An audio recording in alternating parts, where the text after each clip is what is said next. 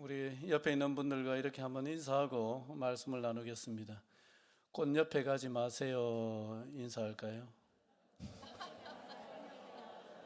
예. 한마디 더 하세요. 꽃이 기죽습니다. 예. 영상 띄워주시겠어요? 이것은 점토판입니다. 흙으로 만든 점토판인데 가장 오래된 문명이라고 하는 수메르 문명, 수천 년 전의 문명입니다. 그 수메르 시대에 그 종이가 없다 보니까 어디에다가 글을 썼느냐 하면은 점토판, 흙으로 이렇게 보들보들할 때 거기에 쐐기 같은 거, 이제 가시 같은 거, 삼각형 모양으로 된 거, 이걸 콕콕 찍어 눌려 가지고 이걸 가지고 글씨를 쓴 겁니다. 그 4,500년 전의 점토판을 지금 보고 계시는 거예요. 오래됐죠? 4,500년 전에 저기에 뭐라고 써놨느냐? 혹시 읽을 줄 아는 사람이 있습니까? 4,500년 전에 저기에 뭘 써놨는데 이제 저 쐐기 문자를 해독을 못하다가 이제 해독을 지금은 합니다. 해독을 해보니까 이래 써놨습니다. 얘야, 학교에 가거든 떠들지 말고 선생님 말씀 잘 들어라. 글쓰기 연습 게을리 하지 마라. 공부 열심히 하라는 말이죠.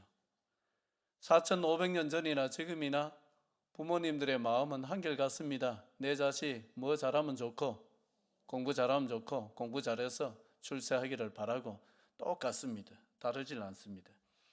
내려주셔도 됩니다. 혹시 읽을 줄 아는 사람 읽어보고 목사님 그게 아닌데요 이러면 곤란합니다.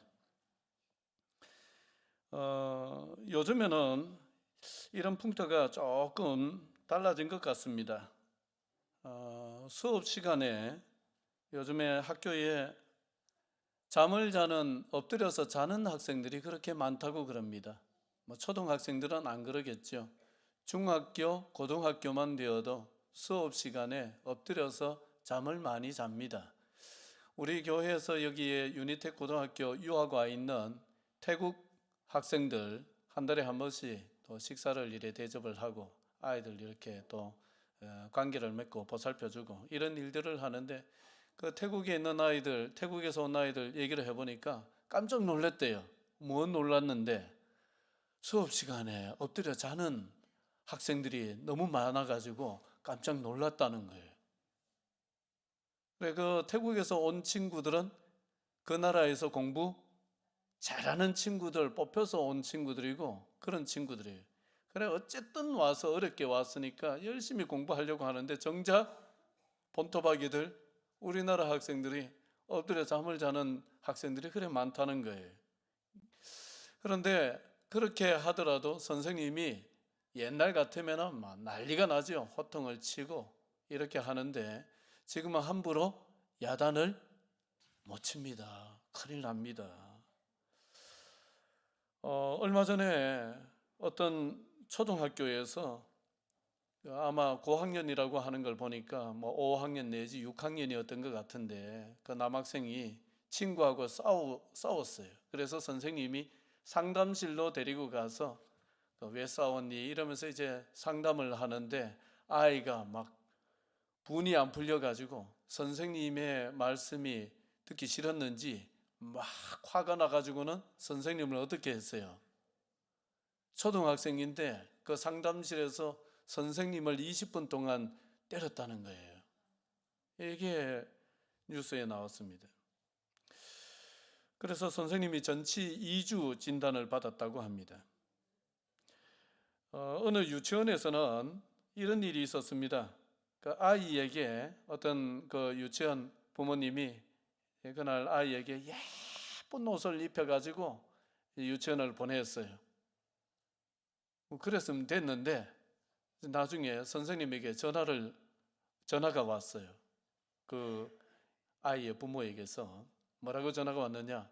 우리 아이 오늘 안 예뻤어요? 왜 인스타에 사진 안 올려요? 이러는 거예요. 요즘에는 인스타라 해서 우리 어르신들 카톡 하듯이 그런 게 있어요. 그래서 그 인스타라는 것에 이제 뭐 어디 먹으러 갔을 때 맛있는 거 있으면 사진도 찍어 올리고 이런 용도로 쓰는 것인데, 거기에 왜 우리 아이를 오늘 예쁘게 해서 보냈는데 왜 사진 찍어서 인스타에 안 올려주느냐, 왜 선생님 인스타에 안 올리느냐, 뭐 우리 아이 마음에 안 들어요? 이러면서 막 따지면서 항의를 하는 전화를 했다는 거예요.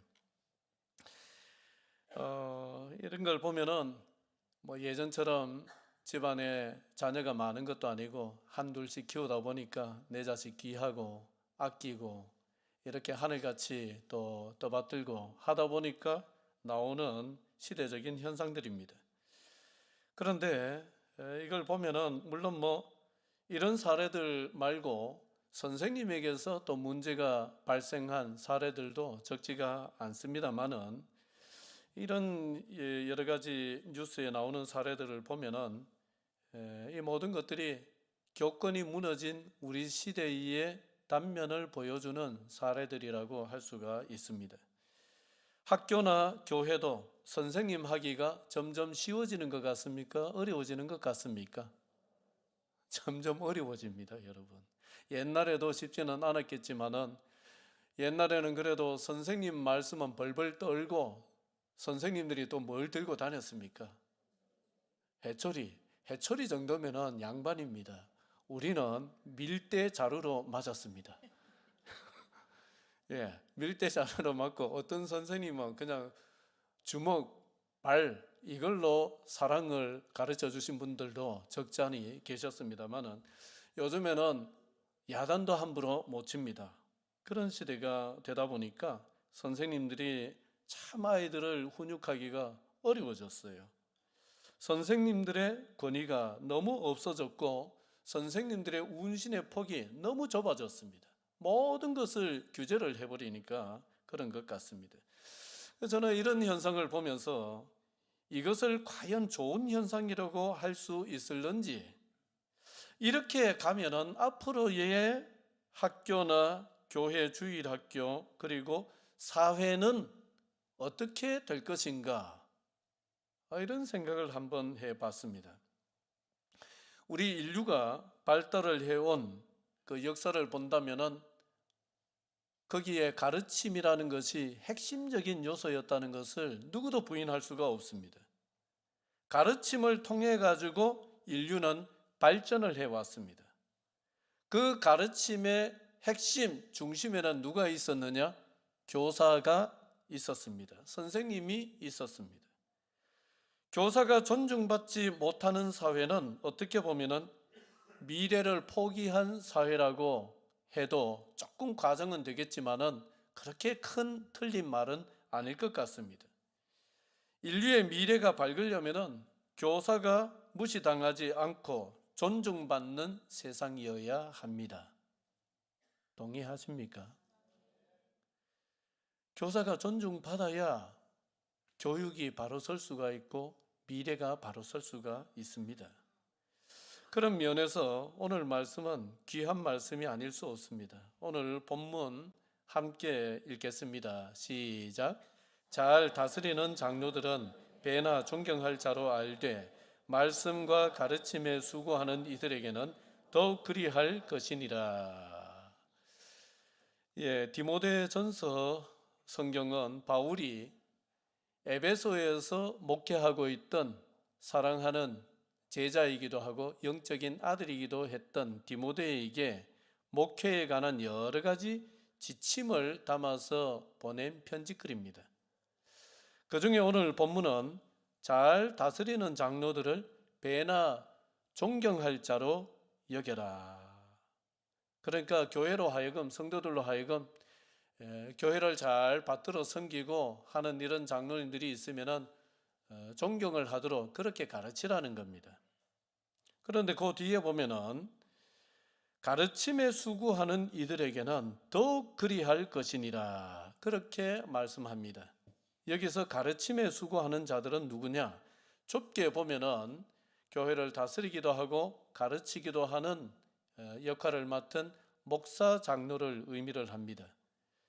그리고 넓게는 목사를 비롯한 선지자, 성경 교사, 모두를 아우르는, 그래서 가르치는 일을 하는 모든 사람들을 지칭합니다.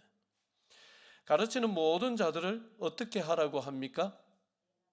배나 더욱 그리할 것이니라 했고, 그 앞에 배나 존경할 자로 알라. 그런데 가르치는 자들은 더욱 그리하라 했으니까 훨씬 더 존경하라는 말입니다. 여러분, 말씀을 가르치는 저를 비롯해서 말씀 사역자들, 그리고 신앙을 가르치는 우리 주일학교 선생님들, 그리고 학교에서 후학을 또 양성하는 학교의 선생님들, 존경까지는 아닐지라도 존중은 하시기 바랍니다. 뭘 하시라고요? 존중하시기 바랍니다. 영혼을 맡은 일이 얼마나 힘든 일인지 모릅니다. 언제나 마음에는 영적인 부담감이 떠나질 않습니다. 아무리 기도하고 준비하고 그렇게 해서 또 한 주일 가르치고 주일학교 아이들 또 1시간 담당을 하고 돌아서면은 마음속에 자책하는 마음이 항상 들어요. 저도 주일학교 해봤지만은 돌아서면 항상 내가 준비하고 뭘 했는데도 항상 마음이 무겁습니다. 부족하지 않았나 이러면서. 그 희한해요. 다른 일은 모르겠는데 영혼을 담당하는 일은 항상 그렇습니다. 어쩔 수가 없는 것 같아요.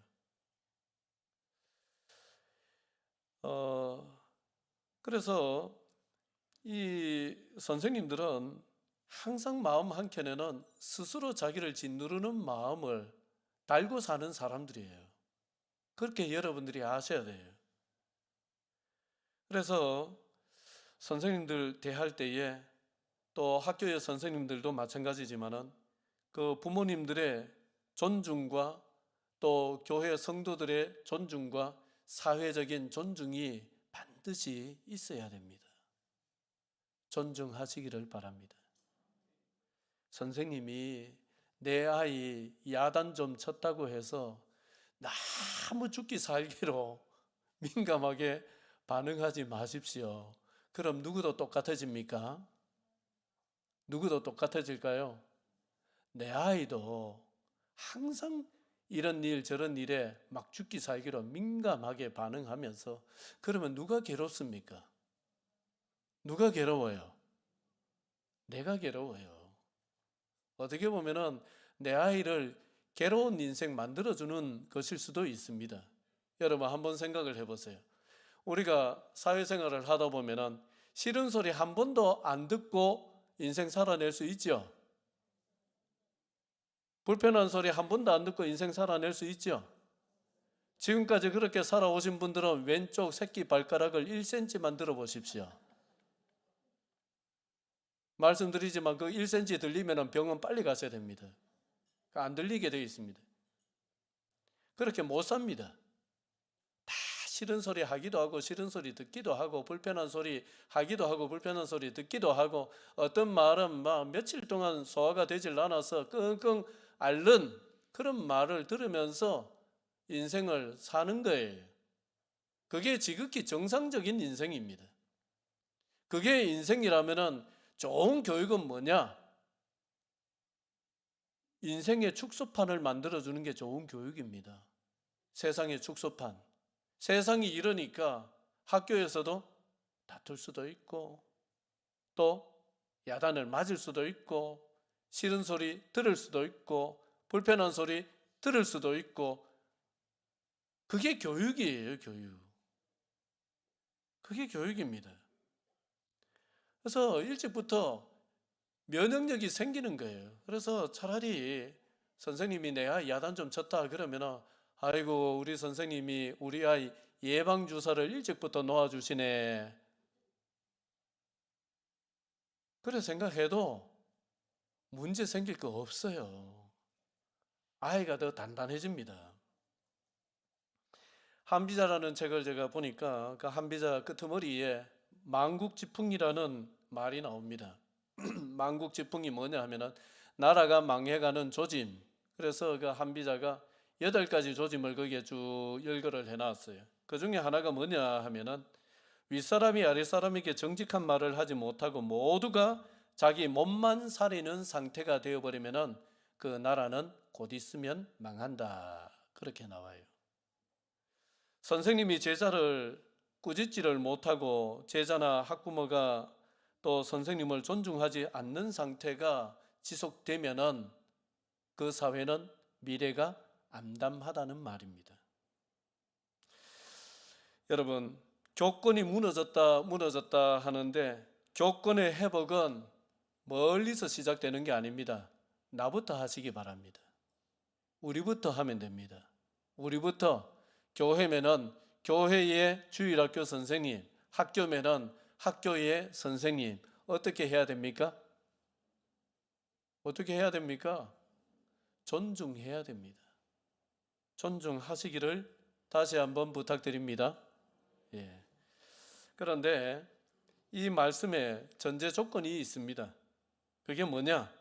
가르치는 사람들은 가르치는 일에 뭘 해야 된다? 수고해야 됩니다.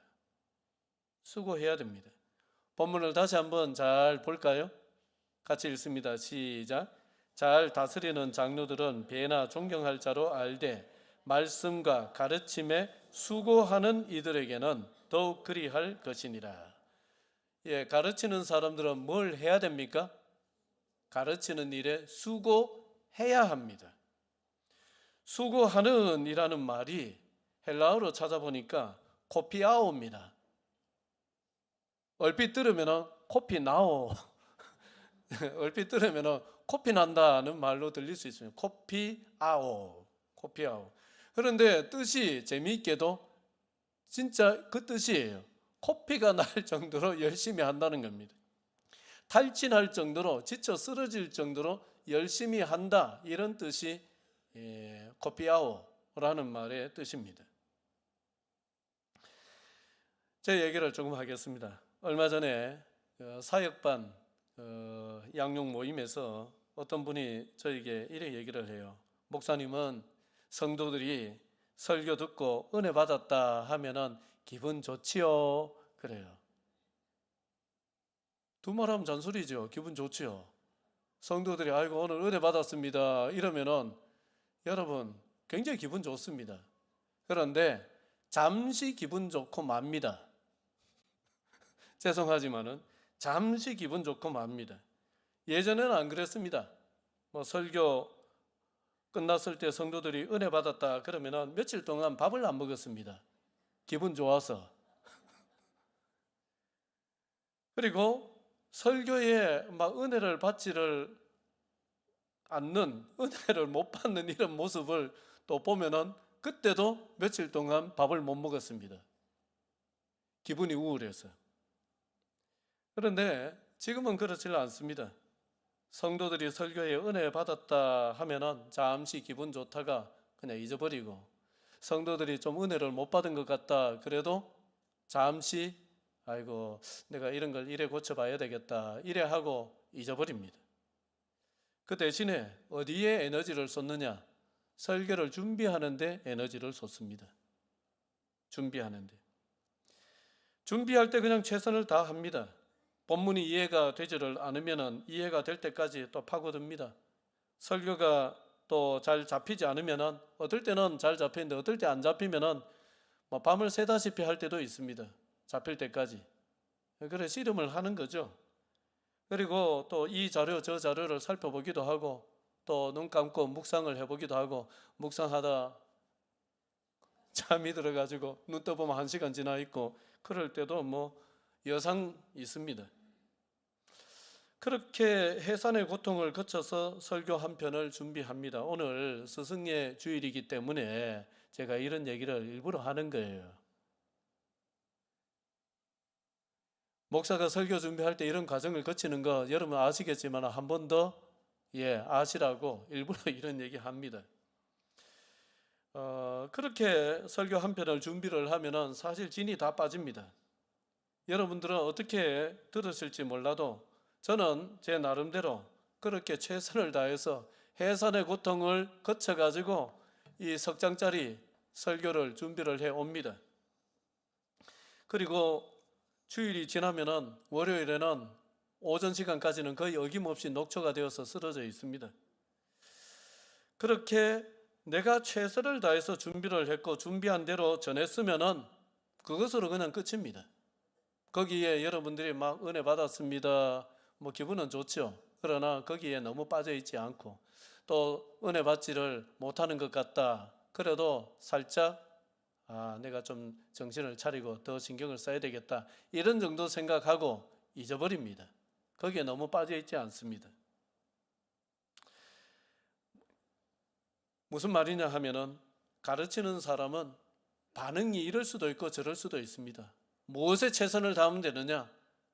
반응에 최선을 다하지 마시고 반응에 내 자신이 이리저리 흔들리면서 에너지 다 쏟지 마시고 무엇에 최선을 다하면 되느냐? 가르치는 사람은 준비하여서 전하는 데 최선을 다해버리면 됩니다. 그걸로 내 할 것은 다 했습니다. 심고 물을 주는 역할은 내가 하지만은 자라게 하시는 것은 누가 하십니까? 하나님이 하십니다. 다음 세대를 가르치는 분들은 수고를 다 하시기 바랍니다. 반응에 너무 구애받지 마시고 내가 최선을 다하고 스스로에게 떳떳하시기를 바랍니다. 그렇게 했는데도 열매가 시원찮을 수 있습니다. 그런데 지나고 보면은 내가 땀 흘리고 수고를 한 그 땀과 수고는 절대로 거짓말하지 않습니다. 언젠가는 반드시 열매가 됩니다. 구약에 보면은 남유다가 망하기 직전에 마지막 불꽃처럼 타올랐던 한 왕이 있습니다. 요시야 왕입니다.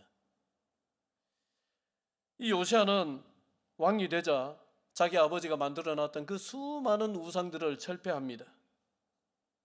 온통 나라가 우상 도가니고 부패 덩어리였습니다. 그것을 타파하기 위해 가지고 또 신앙의 순수성을 회복하기 위해서 몸 바쳐서 동분서주 이리 뛰고 저리 뛰고 합니다.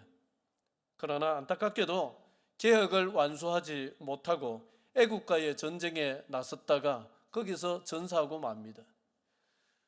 이 열왕기서를 읽다 보면은 남유다의 그 역사에 27명 정도의 왕이 등장을 했죠. 29명입니까? 등장을 했지만 그 중에 가장 안타까운 장면을 꼽으라고 한다면 저는 이 요시야 왕의 죽음입니다. 이 요시야 왕이 일찍 죽지 않고 계속 살아서 이 계획을 완수했더라면 얼마나 좋았을까? 왜 하나님은 이 아까운 왕을 그렇게 일찍 데려가시는가? 왜 죽게 하시는가? 참 안타까운 대목입니다. 그래 어떻게 보면 요시야의 개혁은 미완의 개혁으로 끝나고 말았고 나라는 망하고 말았습니다. 그래서 요시야의 노력은 실패했느냐? 아닙니다. 요시야의 개혁은 실패했느냐? 아닙니다. 요시야가 하려고 했던 그 신앙의 순수성을 회복하는 일은 실패했느냐? 아닙니다. 나라가 망하였지만은 포로로 끌려간 사람들 중에 주옥같이 빛나는 사람들이 한두 사람 등장하기를 시작합니다. 그 사람이 누구냐? 다니엘이고 그 사람이 다니엘의 세 친구였습니다. 이 다니엘과 세 친구는 나이를 연대를 계산을 해보면 요시야 왕 때 주일학교를 보냈던 사람들입니다. 어린 시절을. 그래서 그들의 순수한 신앙과 굽히지 않는 신앙의 절개는 언제 만들어졌느냐? 요시야 시대에 만들어졌습니다. 그래서 요시야 시대에 그 신앙의 순수성을 맛보고 신앙의 절개를 맛봤던 이 사람들이 포로로 잡혀가서 거기에서 그 신앙을 발휘를 하는 거예요. 그래서 나라는 망하였지만 다시 나라가 회복될 수 있는 기틀을 마련을 했던 남은 자, 그루터기 역할을 한 사람들이 바로 요시야 키드들이었습니다. 여러분, 요시야의 개혁의 열매는 생각보다 더디 열렸을 뿐이지 요시야의 수고의 땀은 결코 헛되지 않았습니다. 진인사 대천명이라고 최선을 다하시고 결과는 하나님께 맡기시기를 바랍니다. 내가 할 수 있는 최선만 다하면은 그 최선에 흘린 땀은 시간이 지나면은 반드시 열매로 드러나게 되어 있습니다. 이렇게 가르치는 일에 수고를 다하는 이들을 교회와 사회는 존중해야 하는데 여기서 존중은 마음으로만 하는 존중이 아니라 행동이 따르는 존중입니다. 갈라디아서 6장 6절을 같이 보겠습니다. 자, 읽습니다. 시작. 가르침을 받는 자는 말씀을 가르치는 자와 모든 좋은 것을 함께 하라. 내 아이가 학교 생활이 행복하려면 학교 선생님 행복하게 해드리면 됩니다. 우리 교회의 내일이 밝아지려면 주일 학교를 맡고 있는 교역자들과 선생님들 행복하게 만들면 됩니다. 교회의 학교의 경우는 지금 선생님들에게 뭘 선물할 수 있습니까? 있습니까? 없습니까? 지금은 다 막아놨습니다. 그것이 옛날에 촌지의 문화가 너무 심하다 보니까 다 그런 것을 막아놨는데 너무 막아놓다 보니까 사람과 사람 간에 인정이 오가는 길까지 다 차단이 되어 있는 그런 느낌이에요. 예. 그래, 학교에서는 불가능합니다. 그렇지만은 격려의 문자나 혹시 만날 일이 있으면은 마음을 담아서 고맙습니다, 수고하십니다, 그런 말 한마디라도 따뜻하게 건네시기를 바랍니다. 건네시기를 바랍니다. 그리고 교회의 주일학교, 여러분 지금은 모든 것이 세택이기 때문에 옛날에 비해서 현상 유지하는데도 2배, 3배의 힘이 들어갑니다. 조금 성장을 시키려면 10배, 20배의 힘을 쏟아야 됩니다. 옛날에는 북치고 동네 한 바퀴 돌면은, 제 어린 시절에 그렇습니다. 북치고 동네 한 바퀴 돌면은 100명 따라옵니다. 100명.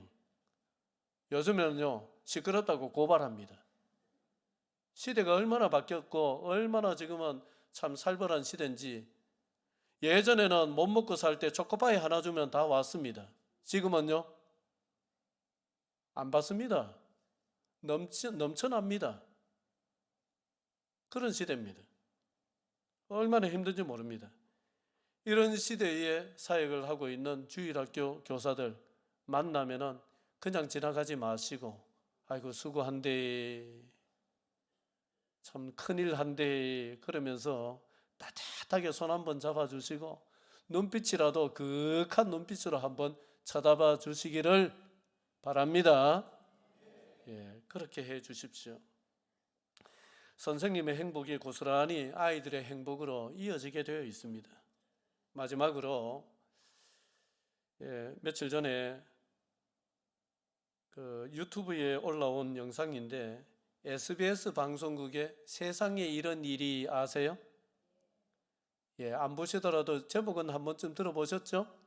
세상에 이런 일이에 소개된 사연인데, 제가 그거 보면서 저도 갱년기인지 요즘에 혼자 이런 거 저런 거 보다가 혼자 훌쩍훌쩍 거리는데, 혼자 주책 없이 훌쩍거렸던 영상입니다.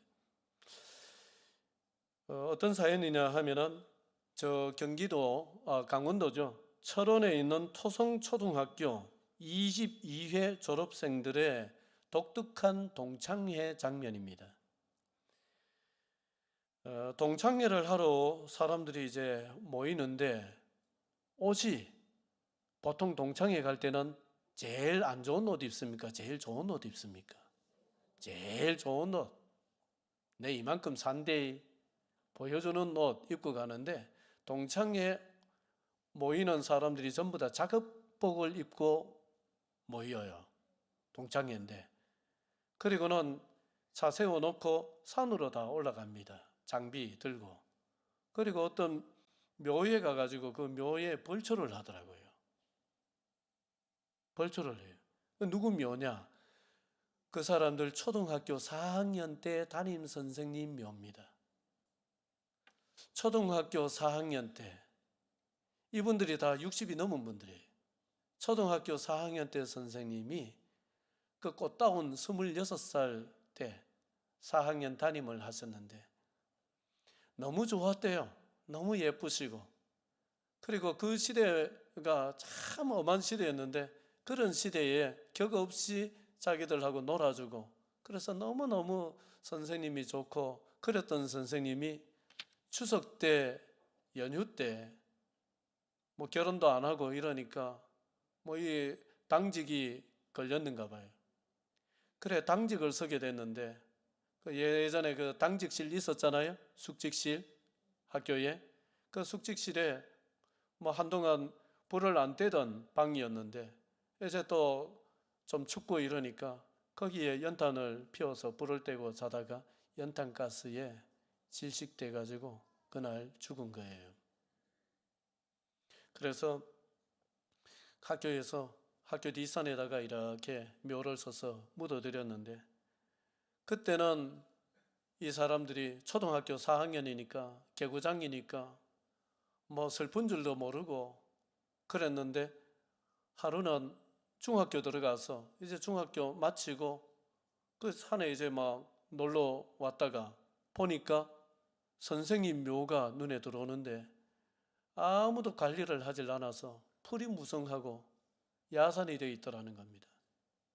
이제 중학생쯤 되니까 시간이 들었는지 아이고 이거 우리 선생님 묘인데 우리 선생님 우리 4학년 때 우리하고 그렇게 재미나게 놀아주시고 그랬던 분인데 이게 그때 마음이 쓰여가지고 친구들하고 야 너 집에 낫 있나? 낫 있지 모이자 이래가지고 그때부터 1년에 2번씩 50년이 넘는 세월 동안 1년에 2번씩 꼬박꼬박 모여서 선생님 묘 벌초를 해드리고 있다. 그게 우리 동창회입니다. 그래 지금은 나이가 그때 선생님이 26이니까 이분들이 자기 딸이 26이고 30이고 다 나이가 그래 돼 있어요. 그 자기 딸보다 나이가 어렸던 그때의 담임 선생님을 잊지를 못해가지고 언제까지 하렵니까? 우리 관짝에 못 박을 때까지 하랍니다. 그래 대답을 해요. 그리고 인터뷰를 하는데 이래 얘기를 하더라고요. 사실 초등학교 4학년 때는 개구장이어서 선생님 돌아가셨어도 슬픈 줄도 모르고 했는데 인생을 살아보니까 그 꽃다운 나이에 이 시골에 와서 우리들과 격없이 어울리면서 놀아주시고 한 고마운 분인데 그 이른 나이에 돌아가신 거 생각하면은 우리 딸 나이인데 이 나이에 돌아가신 거 생각하면은 인생을 살아보니까 너무 마음이 아픕니다. 그렇게 인터뷰를 하더라고요. 참 요즘같이 교권이 무너진 시대에 너무나 보석 같은 사연이고 장면이었습니다. 그래서 제가 보니까 마음이 울컥했어요. 선생님 한 분이 한 아이의 인생을 바꿔놓을 수 있습니다. 부디 가르치는 선생님들을 여러분 존중을 하시고 말이라도 고맙다 그렇게 하시고 할 수 있으면요 요즘에 카카오톡으로 선물 보내기 이거 쉽습니다. 카카오톡으로 커피 뭐 스타벅스 커피 쿠폰이라도 치킨 쿠폰이라도 하나씩 보내드리면서 그렇게 격려하고 하시면 참 좋겠다는 생각이 듭니다. 말씀을 맺겠습니다. 선생님이라는 역할, 자리는 자신의 열정과 시간을 희생을 하여서 아이들의 미래를 만들어가는 자리입니다. 그 역할을 하는 사람들입니다. 그래서 존중받아 마땅합니다. 여러분의 존중으로 무너진 교권을 바로 세우고 사회의 내일을 더 밝게 만들어 가실 수 있기를 주의 이름으로 축원드립니다. 모든 선생님들을 사랑하고 주의 이름으로 축복합니다. 기도하겠습니다.